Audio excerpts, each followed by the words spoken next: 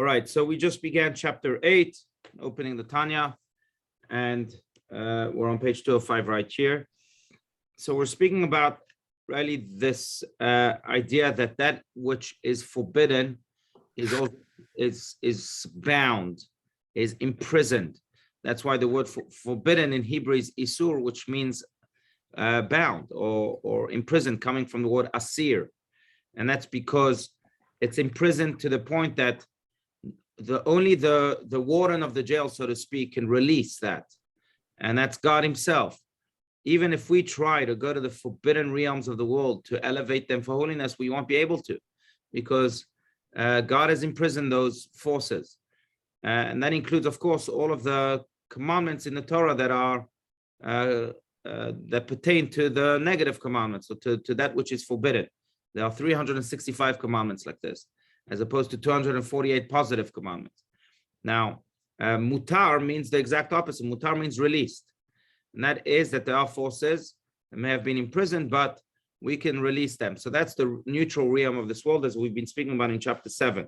Now, last week, we also spoke about, again, the importance of action versus intent, even though intent itself also has its own value. The intent of a person, we mentioned last week, really elevates the person, refines the person, because then his brain is being refined, his thoughts are being refined. But at the end of the day, what defines us most is our actions. I think that was the big idea. Let's continue on. Page 205 here at the bottom, like you just mentioned. Does anyone want to read? This is not to diminish. Anyone? I'll read. Margo, please. Okay. This is not to diminish the significance of intent, as stated in chapter 7. Intent has the power to elevate something merely permitted into the realm of holiness, or to degrade it to the lowest levels of klipa. But intent cannot transform forbidden into permitted. A person who intends to take a drink of water, but inadvertently drinks poison, had no adverse intentions, and the fact that his was a totally blameless mistake, for example, the poison was in a bottle marked as water, might subjectively justify his action. But none of this can alter the fact that he drank poison. The Torah's prohibition of something is a definition of its nature. Just as there are healthy foods and poisonous substances, so too there are things that are objectively holy and things that are objectively isur. Right. I think I don't want to, deviate from this topic too much, but I think that this is a very big idea, especially in now day and age, where, there is this concept of my truth, your truth. And sometimes it's true, sometimes it's completely off.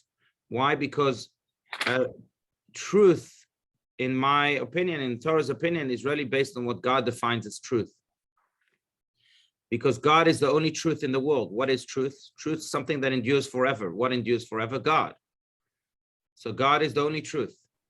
And God, being the only truth, can define what truth is. Now, when God says that this is poisonous, in Rabbi Stein's words here, or this is forbidden, then regardless of what we feel about it, it's still poisonous, because God defined it as poisonous, and God is truth, and that's the truth. If God defined it as good, then that's good, and that's the truth, regardless of what I feel about it, where I think that good is bad. And in a way, I think it's very much connected to Shavuot. We just mentioned it. Next week we'll be receiving the Torah anew. The Torah is called, we sing that each time we lift the Torah. That's the Sephardic version, but you probably know the song from now. Torat emet natan lanu, baruch asher bachar banu. That we say to, Torat emet natan lanu, right? You all know the song when we lift the Torah at CBT, and that means that God gave us the Torah of truth. And blessed is God that chose us to give us this Torah. But again, the Torah is referred to as Torat Emet, the Torah of truth, because that's what truth is. Truth is eternal, and if truth comes from the truth, which is God, and therefore, when God says something is forbidden, it's forbidden, regardless of my truth or your truth. Just it's an important idea to remember, especially in our day and age. Now, there are, of course, vague areas where those ideas of your truth, my truth can be applied. But again, when it comes to the forbidden things, they forbidden. When it comes to permitted things in the Torah, they permitted, because that's the eternal truth. I just want to add one last thing. Again, I don't want to be the only one speaking or monologuing, so please feel free to share your thoughts. But just one more thing, and that is that, we say that every single Friday during Kiddush. It's quite interesting because during Kiddush, there's the verse that really comes from Genesis 1, where God speaks about the 7 days of creation. So we say Vayechula Shamayim Va'aretz, right? That's part of the Kiddush. And how does that paragraph end? And we speak about this beautiful world that God finished working on the 7th day, on the 6th day leading to the 7th day, which is Shabbat. That's why we mention that as Kiddush on Shabbat. And then we conclude this paragraph by saying, Asher bara Elokim la'asot. We look at the world that God created, and then we add this word, or the Torah adds this word, la'asot, to do. What does that mean? Why add that word? You can just say, we look at this world that God created, and then God rested on the 7th day, and that's it. What does it mean that God created la'asot, to do? And the commentaries immediately jump on this. It's an extra word. It's a superfluous word. You don't need that word in the verse. That God created, period. Don't add the word la'asot, to do. And the commentaries really explain that, no, God created formulas. He created this world and he created formulas to it. It's up to us to do them, to accomplish them, to actualize those formulas. God created for us a structure. He created for us formulas for this structure, to live a meaningful life and to fill this world with holiness. We have to then go ahead and actualize those formulas that were given to us in the Torah. God is looking for a partnership to indeed create this world. So he created the world. He started this world for us. We have to finish it.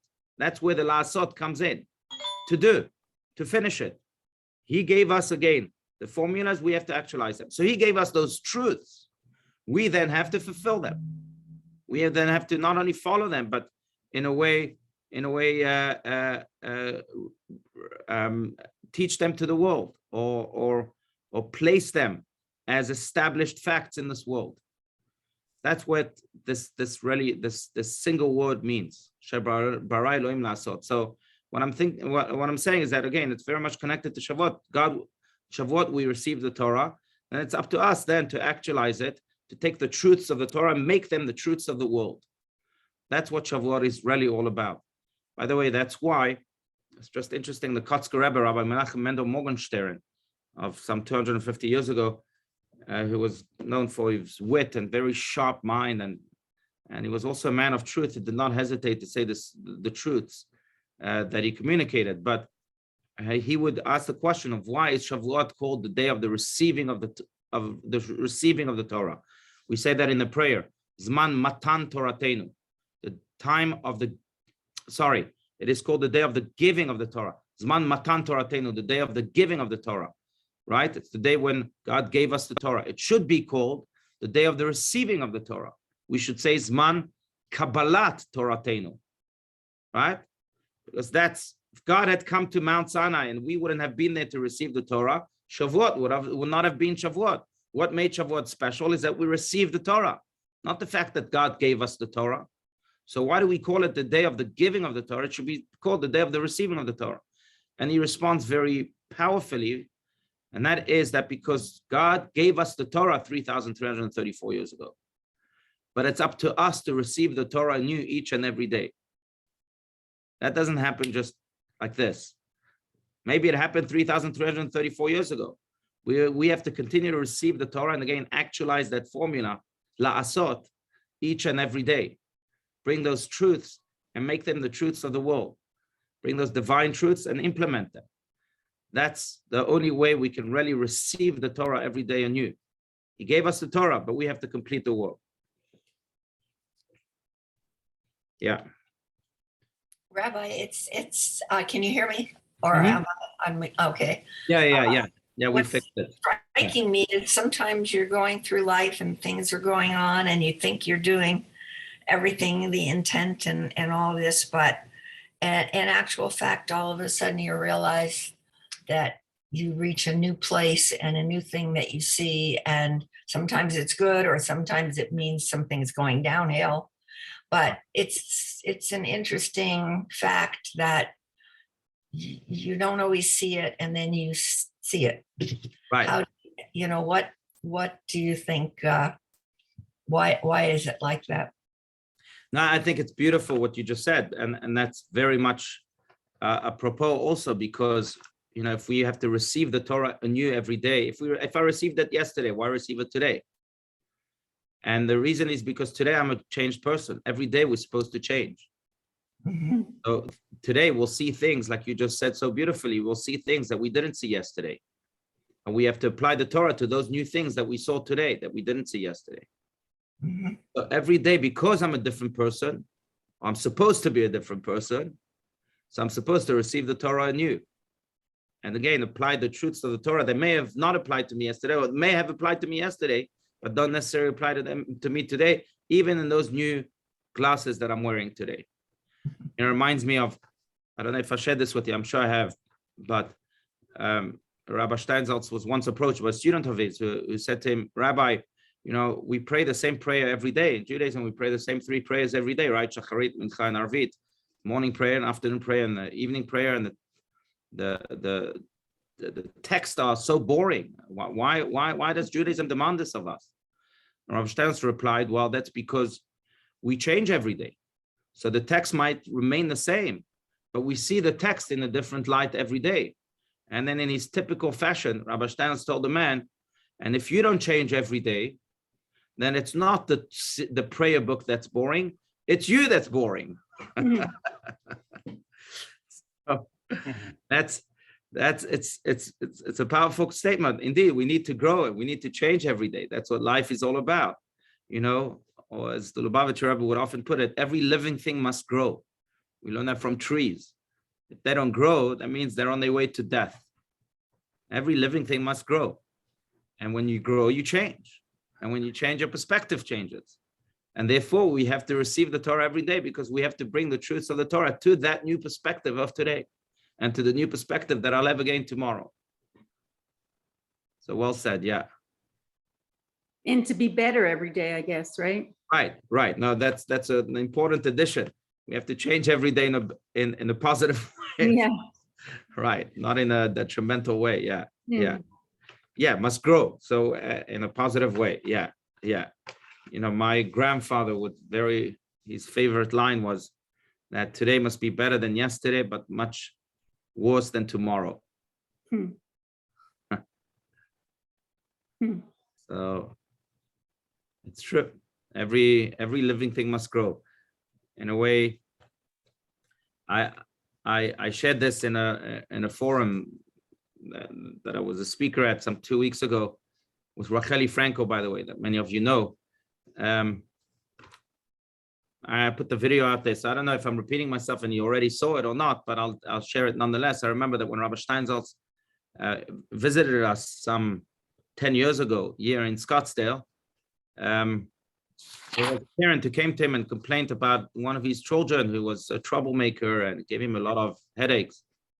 And Rabbi Steinsaltz, who knew exactly when to answer and how to answer, very wise in that sense, waited. He didn't answer. And then we were walking back to his hotel. It was on Shabbat morning or Shabbat afternoon already. And this parent came along, joined us in this walk. And all of a sudden, we walked by here on Shea. There was a building under construction. It's now fully constructed, but everything here in Arizona is under construction. Real estate is booming. So then Rabbi Steinsaltz decided to answer the question, how so? He turned to this parent and he said to the parent, so what do you think about this building? Is it beautiful to you, ugly to you? So the man says, I don't know, Rabbi Steinsaltz, it's under construction. We'll know when construction ends. So Rabbi Steinsaltz says to him, well, your child is under construction. How do you judge him if he's ugly or beautiful today? He's under construction. Everyone's under construction. And that construction, by the way, doesn't end until our day of death, until grave. That's when it ends.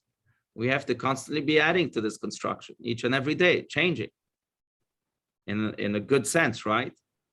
And because we're under construction, that we not also judge ourselves too harshly or judge our children too harshly. under construction. As long as we're growing, we're growing. And everyone has their own pathway. Also, let's remember, everyone has their own journey, their own spiritual journey, their own bridge to God. And my bridge is not the same as your bridge, as it is not the same as anyone else in the world's bridge. Everyone has their own pathway. And as long as we're growing in that pathway, then, we're doing what we're supposed to be doing. That's what life is about. To live is to grow in our own pathway, under construction. Like that. There was a mantra they used to say for self-improvement.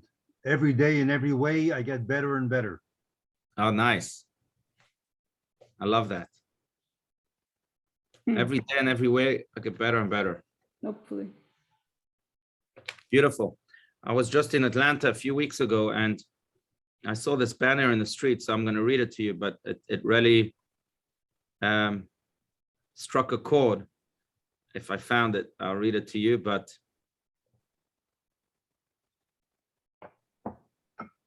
it's somewhat connected, but it goes like this.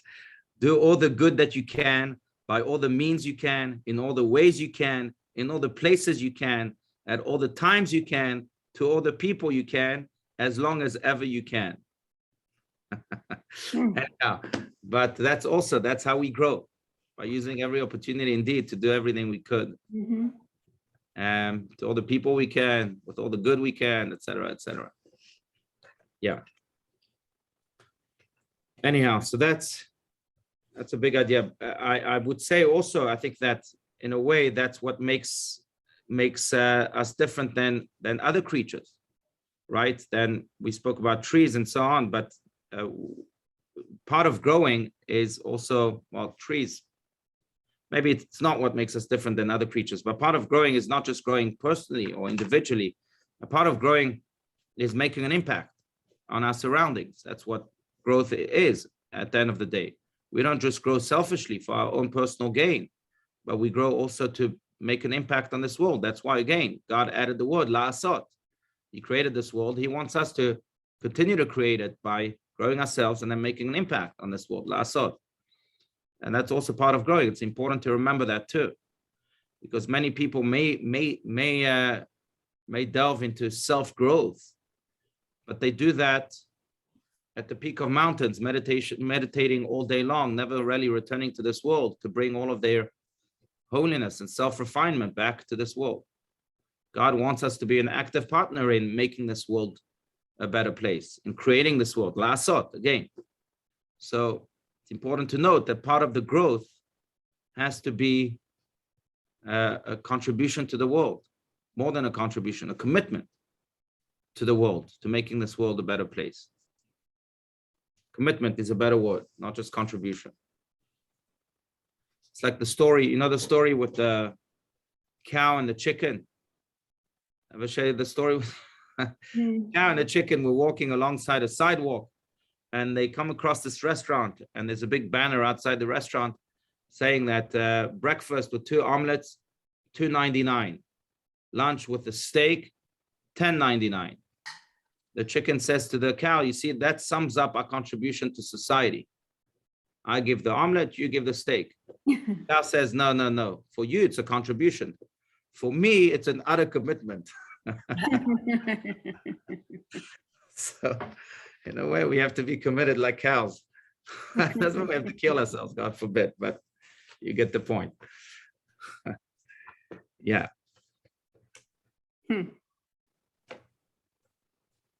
Okay. Shall we continue? Unless, again, there's a top of page 206, but I welcome, more than welcome, any other comments, disagreements, ideas, thoughts? No? Okay. So let's continue a little more. This is so even. Does anyone want to read?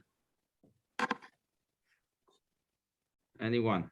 I can read if you want, Rabbi. Please go for it, Yeah. Diana. So, yes. This is so even when the prohibition is a rabbinic enactment, for the words of the scribes are even more stringent than the words of the Torah. This applies not only to items that the Torah forbids, which we can more readily relate to as an objective definition, but also to rabbinical prohibitions, which appear to be subjective and human definitions. The words of the scribes are even more stringent than the words of the Torah, says the Talmud. This is based on the assumption, which the author does not discuss here, that the rabbis have the power to decree that from this point on, this or that thing is asur, objectively evil, so that it now belongs to the three completely profane kalipot. Right. So just to put it in context, so there were times in history, for example, where there is what was called, and it hasn't existed in a very long time in Jewish history, but what was called tzav hasha'ah, which means the commandment of the hour, where rabbis felt it was important to forbid something, or there were times in which they issued new decrees. Maybe the most famous of all is Cherem de Rabbeinu Gershom, where men are not allowed to marry more than one woman. You should know it wasn't, 2,000 years ago, it may have been permitted. Not that everyone did it, it may have been permitted, but then he said, this is crazy. And so he applied that decree. So there were times, this is what this is referring to, where rabbis decided, well, sorry, this is forbidden. It's not, society has changed and this is forbidden. So that takes on, as Rabbi Stern's is putting here, takes on the same definition as a Torah prohibition, which then becomes also, again, an eternal truth. And no one can change this. Unfortunately, there hasn't been really one unified body of rabbinic leadership in some 2,000 years or even more. Mm-hmm. And therefore, there hasn't been decrees like that in some 2,000 years or more, because really the only body of leadership that had the power to impose that on the nation, first of all, they had the power to impose that on the nation because they were accepted by the entire nation. That's this. I'm talking about the Sanhedrin of 2,400 years ago, something like that. As they were accepted, but also they had that power also because those 71 rabbis, to be exact, that was the number of people, of rabbis in that body of leadership.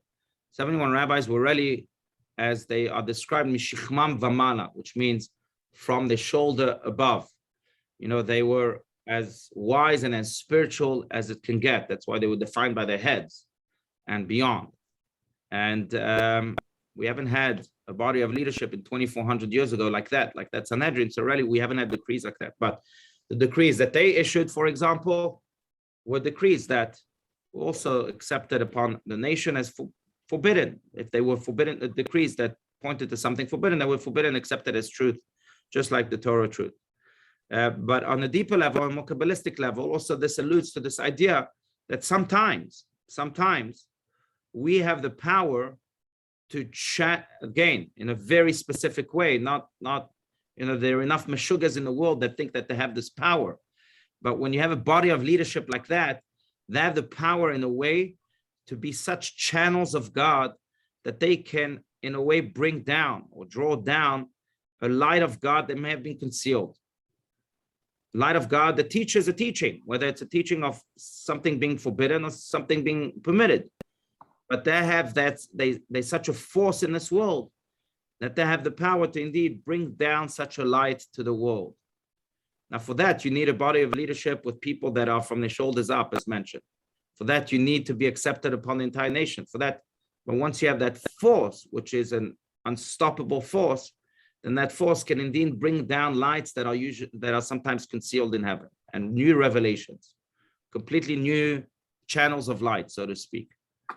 That was the Kabbalistic power, so to speak, of the Sanhedrin, and therefore they had that ability to decide what is forbidden and what is not.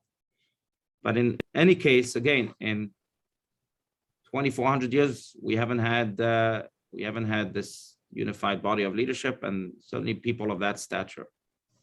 Mm-hmm. Anyhow, but this is just technically, this is what this is referring to. Since we're coming to an end, so to a close of this class, just to speak about Shavuot and the drawing down of the light that we just mentioned.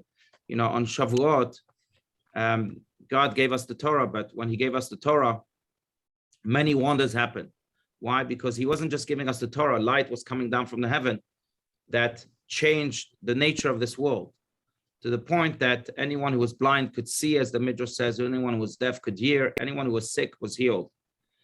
And the essence of it all was that God, I think it was represented by the description in Deuteronomy of the giving of the Torah of Kol Gadol Velo Yasaf, that God's voice, when he gave us the Torah, he uttered the first 2 commandments, God's voice did not have an echo. What does that mean? Usually, right, when you shout and you're surrounded by mountains, your voice has an echo. It bounces against the mountains and you hear it back. God's voice miraculously did not have an echo. What does it mean? That God's voice permeated this world. It didn't bounce back because it permeated those mountains. That was the description. Now, that's what happened during the giving of the Torah, that God's voice became a part of this world. And in a way, from that time on, it's our duty to discover God's voice in the world that was permeated 3,334 years ago in the stones of this world. It's our duty to reveal that. So during the giving of Torah and Shavuot, we're speaking of drawing down lights. God's light came down to this world. It became a part of this world. And each time we do a mitzvah, as we've been speaking about now, so often, each time we use this world for a holy sake, we really are releasing that voice that has been stuck there since the giving of the Torah Mount Sinai. That's really the big idea of Shavuot.